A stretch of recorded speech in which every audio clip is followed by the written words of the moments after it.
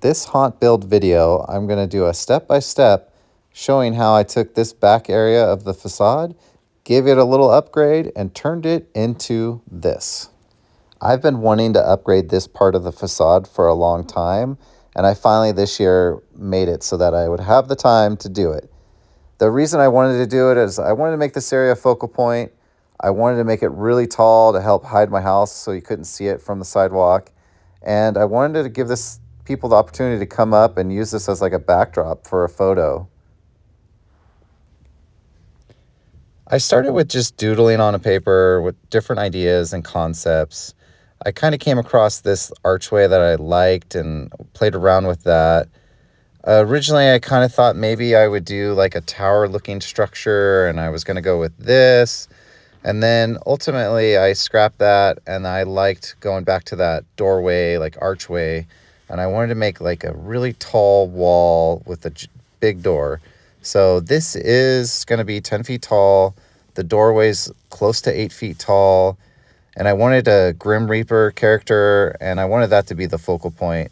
And I wanted to be able to use this as like a backdrop for people to be able to come up and take photos. And I wanted it to be massive and towering over people when they used it for a backdrop. This sketch is the final version, and this is what I used to reference throughout the whole project. And if you look closely, you can tell there's red lines on it. That is where it breaks up into different sections. And in total, there are 5 sections that will go together to create this one large wall. The first step was to get all the wood and then cut all the different sizes for each of the different sections. Each of these are also labeled, which is kind of hard to see in the video. That way I keep track of where they go and which section they go to. And then once we have them all cut, then we begin assembling all the different wall sections.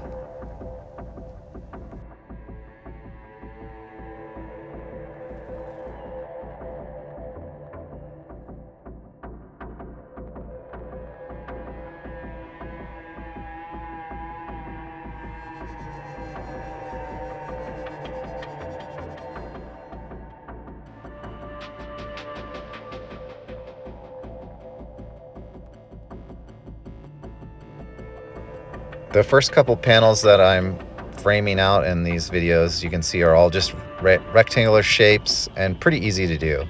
But then you get to the doorway section, and this had a long rectangle with a mix of a unique archway on it, which definitely took some more time and was a little bit trickier to frame out. After this section, you'll see that I start to lay things down. And I'm doing this constantly throughout this process to make sure everything lines up perfectly. In the end, when I put this all together, I use bolts to connect all the pieces together, and I drill holes between each section. So I'm constantly putting them together and making sure that they fit perfectly. As you can see, I'm doing it again here, and I did it on the whole section, top and bottom. Now I'm working on the other side of the archway, and my process with this, as I build out the frame, I build it on top of the wood panel to make sure that everything lines up perfectly, and then I end up flipping everything over, and yeah, I use wood glue and staples to connect it together. Now I'm cutting out the center section of the doorway.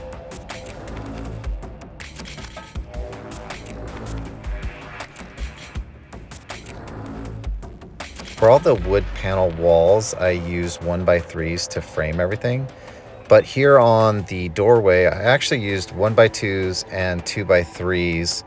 I went with the 2x3s to make it a little stronger because I was going to end up putting hinges on this doorway to connect to the other part. And I wanted a bigger area for those hinges to be on and it to be stronger to hold that and kind of take the wear and tear of opening and closing with hinges.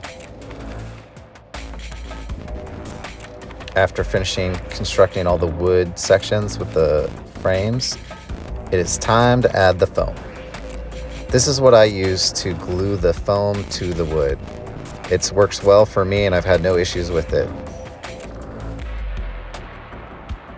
So I would just use a roller to roll the gripper paint on, and then I would line the foam onto that, and then I would cover the foam with another board to kind of protect it, and then I would add a lot of weights on top of that wood, and then I would also use clamps all the way around the edges, and then I would just lay the different sections out like that with the weights and the clamps on it, and I usually would give it a good 24 hours to let it seal and kind of attach, and before I would start to do anything else to the foam sections.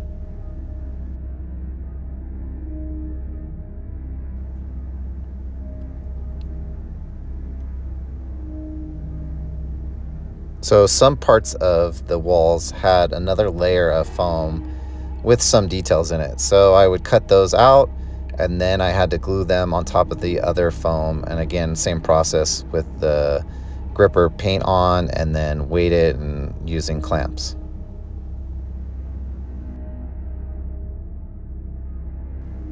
You can see me here cutting all the different shapes that I had to add to the different levels. Okay, so it's been a little bit of time since I've done an update video. I have been working on things, just been slow on a couple things, held me up, and some things I had to change. But gluing the archway onto the wall right now. Did some details on it, had to do that first. And then what slowed me up was I kind of didn't like how something was going and changed my idea on something, so I ended up having to cut this like unique piece out of foam that's going to end up going in behind it to make it a little thicker. So but yeah, now it's ready to glue this part on, and then I'll attach this on after that. The other half is already glued on. It's currently got some weight on it, and it's just pressing it down to while it's drying. Here you can see this, it's on the ground. So yeah, that's our update. That's where we're at right now.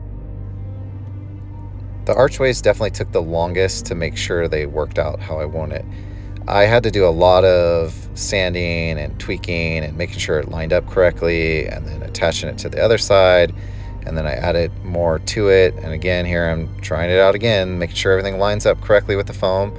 And as I would do that, certain things would rub wrong, or this part was too big, and then I, sand it down even more and just kept tweaking it.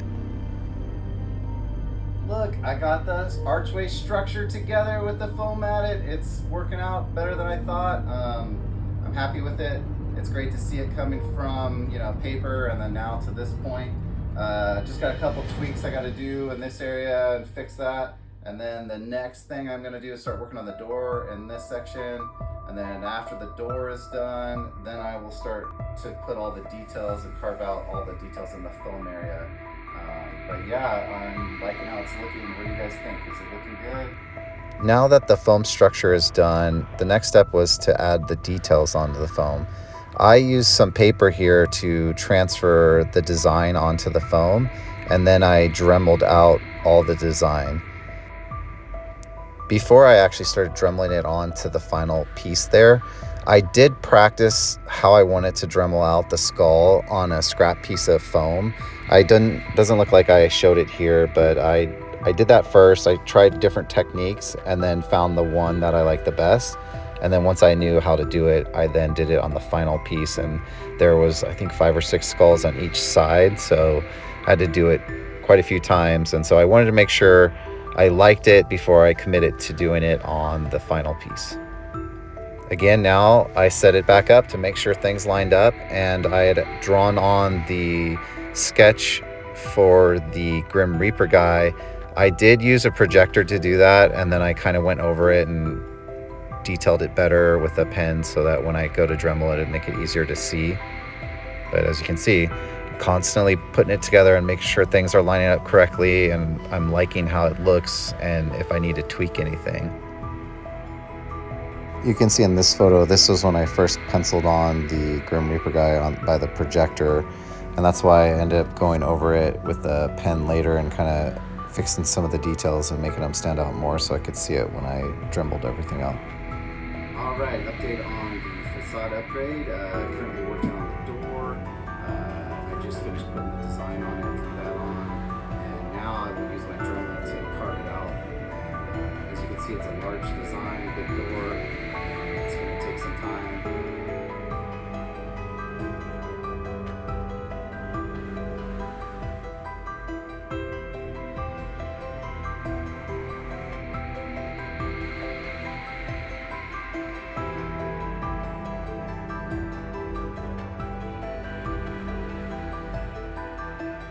All right, so I started dremeling. I started by working in the middle and working my way out from the middle. Again, I was testing things and seeing how I liked it. I wasn't sure how deep I needed to go or what I wanted. So a first couple passes, I would go a certain depth, and if I thought I needed more, I ended up coming back over it and would go a little deeper. And then once I kind of knew the depth, I kept that alignment on my Dremel, and it made things easier. And then there's certain sections, like in the face and around certain things, that I wanted deeper, and so then I would go deeper on those sections to make them stand out more. This definitely took some time to do, and I went about it kind of slow because I wanted to make sure I got this right. You know, again, this is the focal point. It's got the most detail, and I really wanted this to stand out and give that wow factor.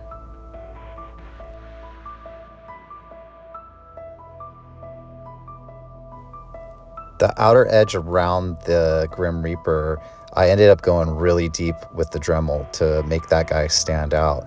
So it definitely took some time. It was a big area and it was very deep, and constantly had to bring out the vacuum to keep sucking up all the pieces of foam that got everywhere. And then it did, the first couple took some passes on how deep exactly I wanted to go. And then once I had that depth again, it was a little quicker on just one pass on the other side and the rest of the area. But, you know, constantly going through batteries in my Dremel and charging them. And I have 3 different ones. So it'd be carving while one's charging, and then one would die and I'd switch it out. And got a little quicker as it went on, and definitely learned how to do it a little bit better. But it definitely took time, and it was a process.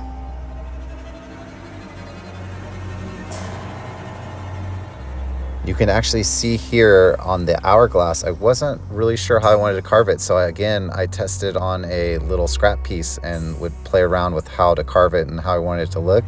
And then I would do it on the final version.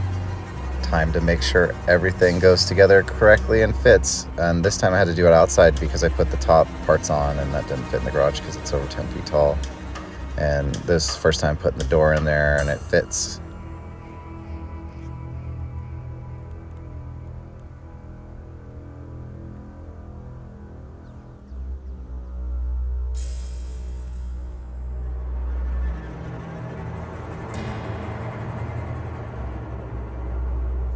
Here's what the back side of the panels look like to give you an idea of how it all goes together.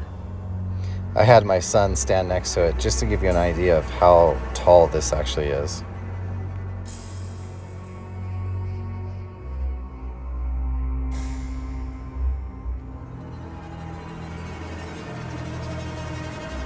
All right, time to add the lines for the grout lines of the stone texture. I used these wood boards to draw my lines on and add my pattern to it first. Just used a Sharpie to add it. The pattern, again, was on my sketch, so I knew where all the different shapes and size of stones were going. I just had to use those boards to make sure everything lined up, and that's what I used as like a ruler, essentially, to add the marks. And here I'm starting to Dremel out the grout lines. And I used those boards, and I had cement pavers to hold the board in so I could push pretty good up against it with the Dremel and keep it in a perfect line.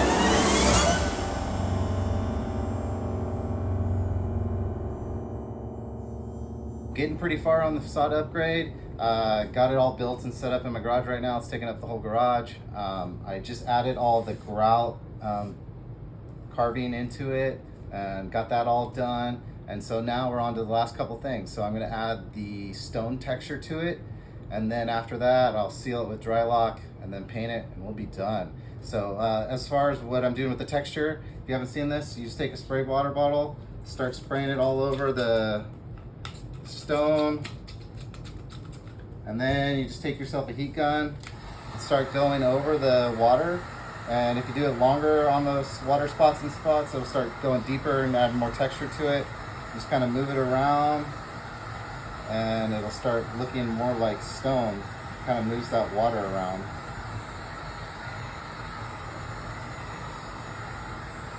Hold it in certain areas longer, it'll give it like that deeper stone look to it. So, but that's a quick demo of it.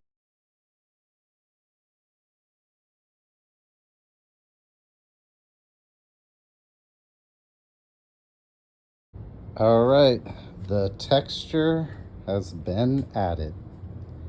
Came out pretty good.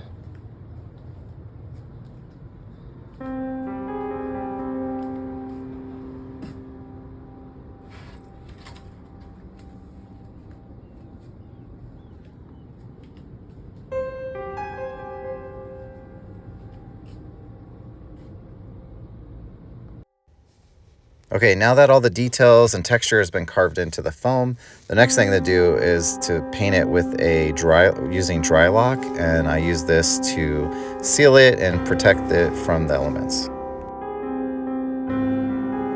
After the Drylok layer dried, the next step was to start painting it. Unfortunately, I didn't video the actual painting it. I don't remember what happened, but something must have happened. But I did get a couple photos, so I'll show off that and kind of speak over it of what happened. The tricky part with this was I was trying to match the paint scheme for the front part of the facade. And I painted that like 7 years ago, and trying to remember exactly how I did it was a little challenging. And actually the process. So you can see here I'd already done, the first layer was like a real dark gray that was almost black essentially. And then I was trying to figure out what gray colors I was using, and I tried a couple different ones, and one I didn't like, and then I put a light, I was playing around with lightening it up, and then but none of it I really liked. And then I found, by just playing over and over, I actually painted it quite a few times, I found a color that was similar to the other part of the facade, and then I went from there. And I don't have it step for step, but basically once I found that dark color, I went back through and darkened the grout lines.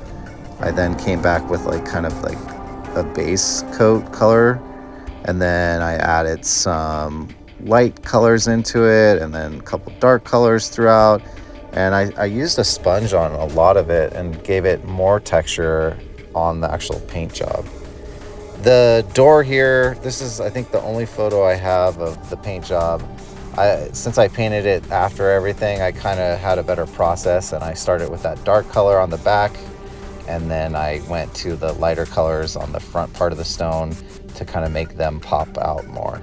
I also use dry brushing techniques and sponging, like I was saying, to get all the different textures into it. Now that I finished building it, carving the foam, putting it all together, adding texture, painting it, it's time to set it up for the season.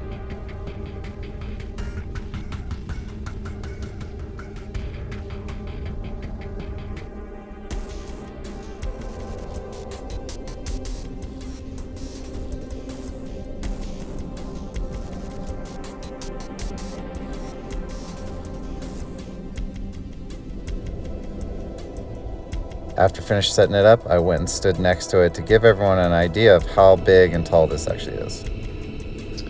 All right, here's the back side of the new facade area. Just checking out what it looks like.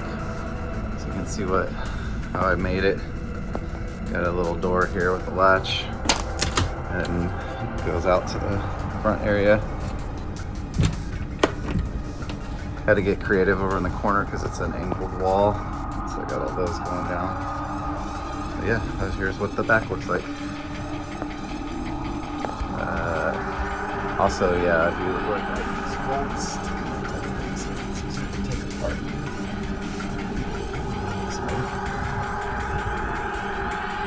And this is what it looked like during the night. I was really happy with how it came out.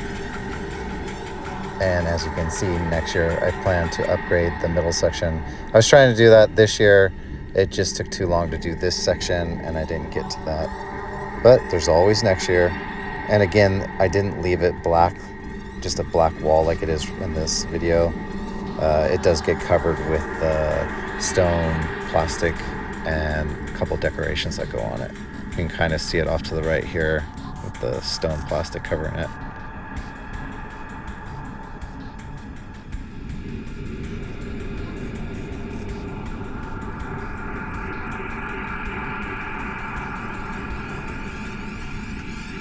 Every year we do a full cast photo at the end of one of our nights of scaring. out front somewhere. And this year was the first year we got to do it over here in front of the new facade section. So I was pretty excited about that. But that's going to be it for this video. I hope you guys enjoyed watching it from the beginning to end. And if you guys made it all the way to the end of this video, please like, share, and subscribe to our channel. Help us grow. We've got some plans for more videos to be coming here shortly, so keep an eye out for those.